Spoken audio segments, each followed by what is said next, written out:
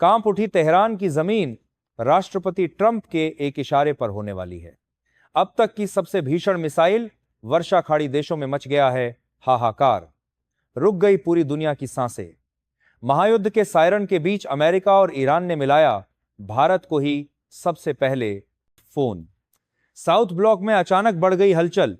खाली हो गया कतर का सबसे बड़ा अमेरिकी एयरबेस। रातों रात अपने सैनिकों को हटाकर अमेरिका ने दे दिया फाइनल वॉर का सबसे बड़ा सिग्नल। भारत का रेड अलर्ट जारी।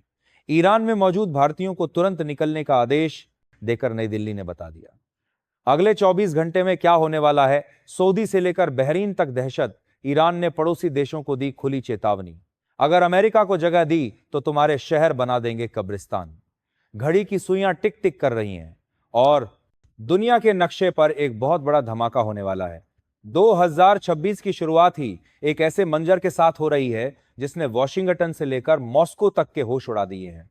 जो हालात इस वक्त मिडिल ईस्ट में बने हुए हैं वो अब किसी से छिपे नहीं हैं। हवाओं में बारूद की गंध है और समंदर में जंगी जहाजों का शोर। लेकिन इस पूरे शोर शराबे के बीच जब सबकी नजरें आसमान से गिरने वाली मिसाइलों पर टिकी थी, ठीक उसी वक्त दुनिया के कूटनीतिक गलियारों में एक ऐसी घटना घटी है जिसने बड़े बड़े रक्षा विशेषज्ञों का दिमाग घुमा दिया है। एक तरफ दुनिया का सबसे ताकतवर मुल्क अमेरिका और दूसरी तरफ उसका सबसे कट्टर दुश्मन ईरान, दोनों एक दूसरे को मिटाने के लिए तैयार खड़े हैं। लेकिन ट्रिगर दबाने से ठीक पहले दोनों तरफ से फोन की घंटी बजी और वो घंटी किसी और देश में नहीं बल्कि भारत के विदेश मंत्रालय में बजी। आखिर ऐसा क्या हुआ है पिछले 24 घंटों में? क्यों अमेरिका के विदेश मंत्री मार्को रूबियो और ईरान के विदेश मंत्री सैयद अब्बास दोनों को अचानक भारत के विदेश मंत्री डॉक्टर एस जयशंकर की याद आ गई? क्या अमेरिका भारत के जरिए ईरान को कोई अंतिम चेतावनी भिजवा रहा है या फिर ईरान डूबते हुए जहाज की तरह भारत से मदद की गुहार लगा रहा है? आखिर भारत के हाथ में वो कौन सा रिमोट कंट्रोल आ गया है जिससे दुनिया के दो सबसे बड़े दुश्मन अपनी चालें चल रहे हैं? आज इस वीडियो में हम आपको बताएंगे उस सीक्रेट कॉल की पूरी कहानी जो शायद तीसरे विश्व युद्ध को रोकने या शुरू करने की चाबी है।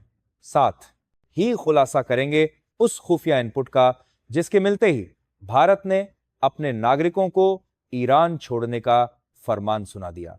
हम आपको बताएंगे कि क्यों अमेरिका कतर से भाग रहा है और क्यों ईरान ने अपने पड़ोसियों को धमकी दे दी है। यह सब कुछ और बहुत कुछ जो आपको मेन स्ट्रीम मीडिया शायद ही समझा पाए। तो बने रहिएगा वीडियो पर और इस संबंध में आपके जो भी विचार हो कमेंट में लिखकर जरूर बताइएगा। कहानी की शुरुआत होती है वॉशिंगटन डीसी के एक बेहद गोपनीय कमरे से। व्हाइट हाउस में राष्ट्रपति डोनाल्ड ट्रंप की वापसी के बाद से ही यह तय माना जा रहा था कि ईरान के साथ अमेरिका का हिसाब किताब अब सॉफ्ट नहीं रहने वाला। 2025 गुजरते गुजरते हालात इतने बिगड़ चुके थे कि अब बातचीत से आगे निकल चुकी थी। लेकिन 2026 के जनवरी महीने में जो हुआ वो किसी ने सोचा नहीं था। पिछले 24 घंटों के भीतर भारत के विदेश मंत्री डॉक्टर एस जयशंकर के फोन की घंटी घनघना उठी। कॉलर आईडी पर नाम था मार्को रूबियो, अमेरिकी विदेश मंत्री। कहने को तो यह एक रूटीन कॉल बताई गई। सरकारी बयानों में कहा गया कि ट्रेड डील और इकोनॉमिक टाई पर बात हुई है। लेकिन आप और हम जो जियोपॉलिटिक्स की एबीसीडी भी समझते हैं वह जानते हैं कि जब युद्ध के बादल सिर पर मंडरा रहे हो तो कोई व्यापार की बातें नहीं करता। यह कॉल रूटीन नहीं थी, यह एक वार्निंग कॉल थी। कूटनीतिक जानकारों का मानना है कि अमेरिका जब भी किसी देश पर कयामत ढाने वाला होता है तो वह अपने स्ट्रेटेजिक पार्टनर्स को, अपने भरोसेमंद दोस्तों को पहले ही लूप में ले लेता है। अमेरिका जानता है कि पूरी दुनिया में अगर कोई एक देश है जिसकी बात ईरान अब भी सुन सकता है या जिसका प्रभाव ईरान पर है तो वह भारत है। ट्रंप प्रशासन यह बहुत अच्छे से समझता है कि भारत की दोस्ती अमेरिका से भी है और ईरान के साथ भी हमारे पुराने संबंध हैं। मार्को रूबियो का फोन आना इस बात का सबसे बड़ा सबूत है कि अमेरिका ने अपना मन बना लिया है। उन्होंने शायद डॉक्टर जयशंकर को अमेरिका के अगले कदम की जानकारी दी होगी या शायद यह इशारा किया होगा कि मिस्टर मिनिस्टर, हम एक्शन लेने वाले हैं। आप अपने लोगों को वहां से निकाल लीजिए और अगर हो सके तो तेहरान को समझा दीजिए कि वह सरेंडर कर दे। ये भारत की कूटनीतिक ताकत का वह नमूना है जिसे देखकर दुनिया हैरान है। सोचिए, जिस सुपर पावर अमेरिका के पास दुनिया की सबसे बड़ी खुफिया एजेंसी CIA है, वो भी ईरान पर कोई बड़ा कदम उठाने से पहले भारत को विश्वास में लेना जरूरी समझता है।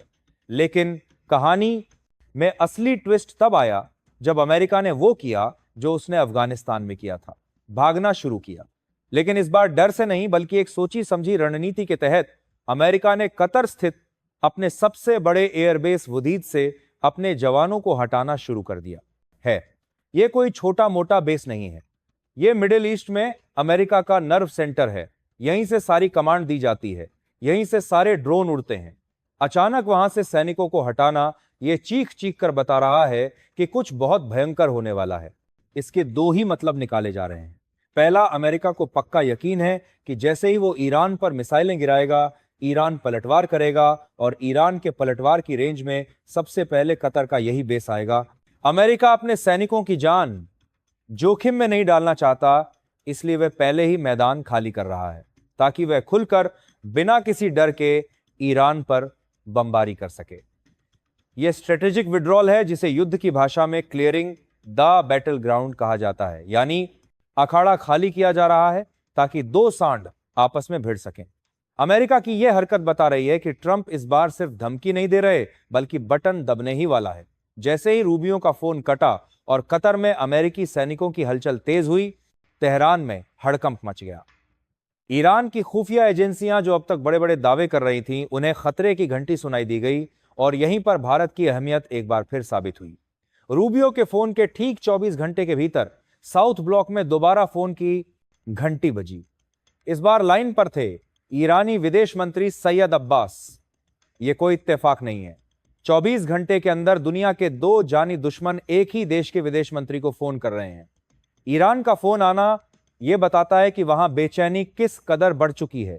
आधिकारिक तौर पर इसे भी द्विपक्षीय बातचीत का नाम दिया गया, लेकिन पर्दे के पीछे की कहानी कुछ और ही है। जानकार मान रहे हैं कि ईरान भारत के जरिए अमेरिका तक कोई संदेश पहुंचाना चाहता है। शायद वह तनाव कम करने की कोशिश कर रहा है, या फिर इस संकट की घड़ी में भारत की कूटनीतिक मदद मांग रहा है। ईरान को पता है कि अगर ट्रंप ने B-52 बम वर्षक विमानों को हरी झंडी दे दी तो तेहरान को मलबे में बदलने में देर नहीं लगेगी।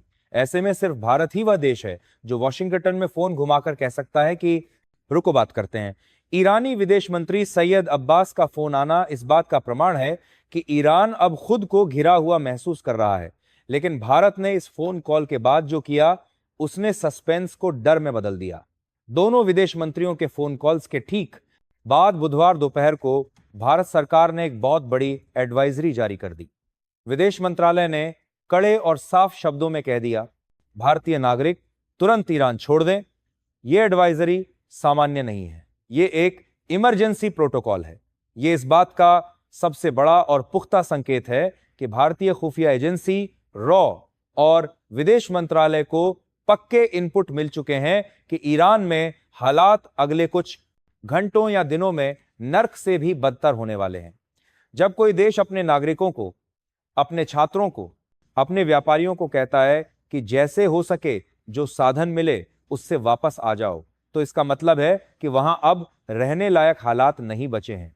डॉ एस जयशंकर ने अपने सोशल मीडिया प्लेटफॉर्म एक्स पर पोस्ट करते हुए इस बात की पुष्टि की कि उनकी ईरानी विदेश मंत्री से बात हुई है। उन्होंने लिखा कि ईरान के मौजूदा हालातों पर चर्चा हुई, लेकिन इस कूटनीतिक भाषा के बीच का सच यह है कि भारत अपने लोगों को वॉर जोन से निकालने के लिए पूरी तरह एक्टिव हो चुका है।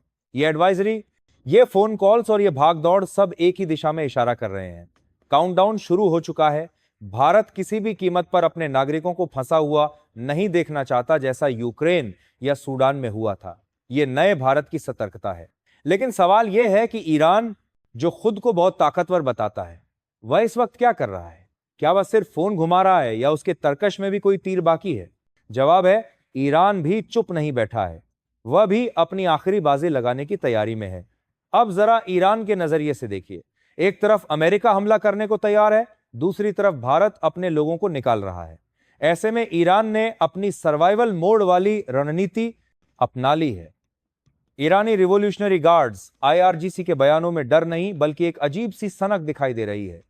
रिवॉल्यूशनरी गार्ड्स के एयरोस्पेस कमांडर माजिद मुसावी ने छाती ठोक कर बयान दिया है, हम तैयार हैं, हमारे मिसाइलों के भंडार भरे हुए हैं और हम अपनी तैयारियों के पीक पर हैं।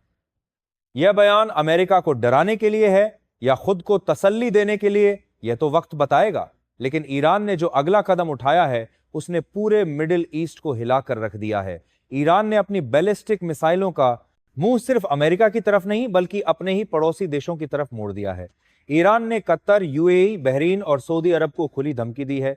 तेहरान का संदेश एकदम साफ और खौफनाक है। अगर तुमने अमेरिका को अपनी जमीन दरजार में ही हितारान को संवाद बीजेपी का अरमाना है तो पूरी संवाद में ई। अगर तुमने अमेरिका को अपने एयरबेस इस्तेमाल करने दिए हमारे खिलाफ तो हम तुम्हें नहीं छोड़ेंगे। हम तुम्हारे शहरों को, तुम्हारे तेल के कुओं को और तुम्हारे अमेरिकी बेसों को कब्रिस्तान बना देंगे। यह धमकी मजाक नहीं है। ईरान की प्रॉक्सी ताकतें, चाहे वो यमन के हूथ हो या लेबनान का हिजबुल्लाह, सब एक्टिव हो चुके हैं। यही वजह है कि कतर ने अपने यहां से अमेरिकी गतिविधियों को सीमित करने की बात कही है। कोई भी देश अमेरिका और ईरान की लड़ाई में सैंडविच नहीं बनना चाहता। ईरान की यह रणनीति जैसी है कि अगर हम मरेंगे तो सबको लेकर मरेंगे। उसने पूरे क्षेत्र में एक रिंग ऑफ फायर बना दिया है। खैर, आप हमें कमेंट करके बताइए, क्या आपको लगता है कि भारत की मध्यस्थता से यह युद्ध रुक सकता है या फिर अमेरिका को अब ईरान पर हमला कर ही देना चाहिए? आपकी राय बहुत मायने रखती है, तो कमेंट बॉक्स में लिखना मत भूलिएगा। और अगर आपको ये इनसाइड स्टोरी, ये बेबाक विश्लेषण पसंद आया हो तो वीडियो को लाइक करें और अपने दोस्तों के साथ शेयर करें ताकि उन्हें भी असली सच पता चले।